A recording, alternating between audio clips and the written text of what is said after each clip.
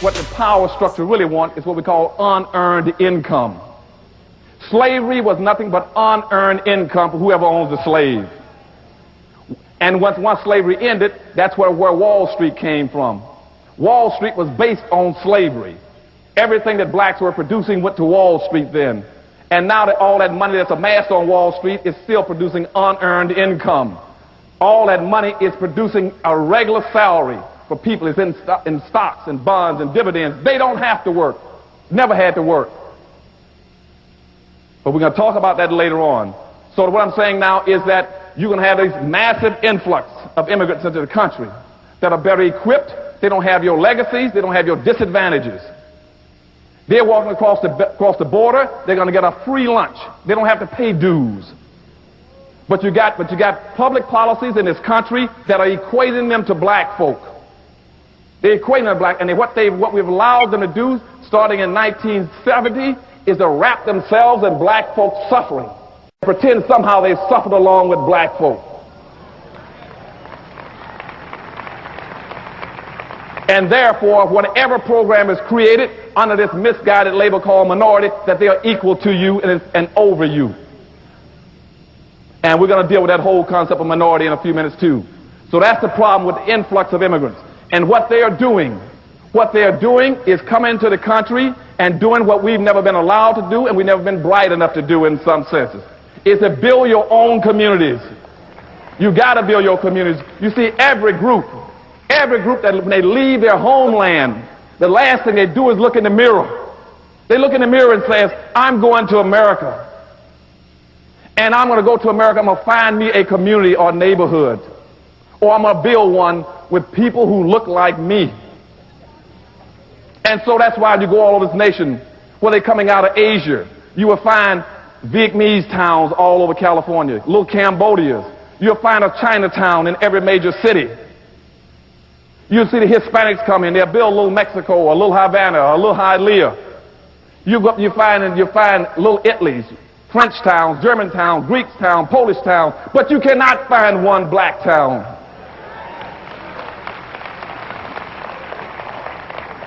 And we are the only people that keep trying to integrate.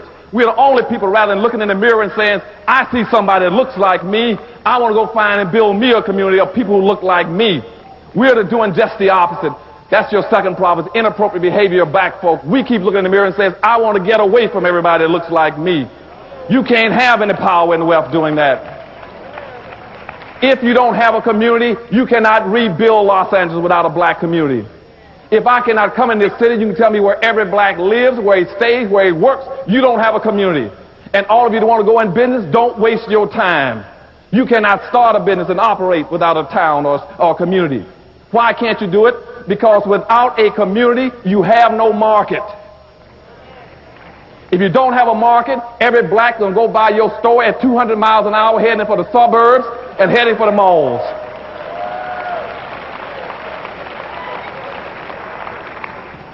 And that's why you got this major displacement of capital out of the black neighborhood. And I tell black folk, if you want to go in business today, don't do it. Give me the money. I need it. Because you're going to go bankrupt. 80% of all black folk that go into business under the present system, you will go bankrupt within 2 years. You will lose your money within 2 years because you don't have a market. And see, that's how the other groups function. They have their own markets, their own communities. And we're going to talk about that a little later on, too. See, the good Reverend Dr. Price, he gave me 2 hours to talk to you all, so I'm going to get to all those points, okay?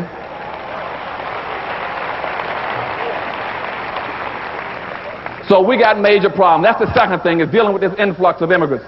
And what I'm telling you is that they're not coming in here to be your partner or your ally. They're coming in to compete with you. And your black organization and your black leadership in this country is afraid to teach black folk how to compete with all these other groups. And they're afraid because they keep trying to create allies with them. You cannot ally with anybody who's planning on supplanting you. You see, if you go check the Council of La Raza, you check the Council of Salala, if you check the National Hispanic Defense League, if you check the National Hispanic Party, The first thing that all of them have is to change the issues in this country from white and black to white and Hispanic. They're planning on supplanting you. When the National Hispanic Party started in Miami in 1974, I was in the governor's office there. I was the only black in politics. That was the first item on their agenda, saying by the year 2000, they want to take blacks out of the equation. And that's why, as Dr. Price just said, that's why they control South Florida. They play to win. We play to play. The team that I rep here. Keeping it real for real. The team that I rep here. The team. The team that I rep here. Keeping it real for real.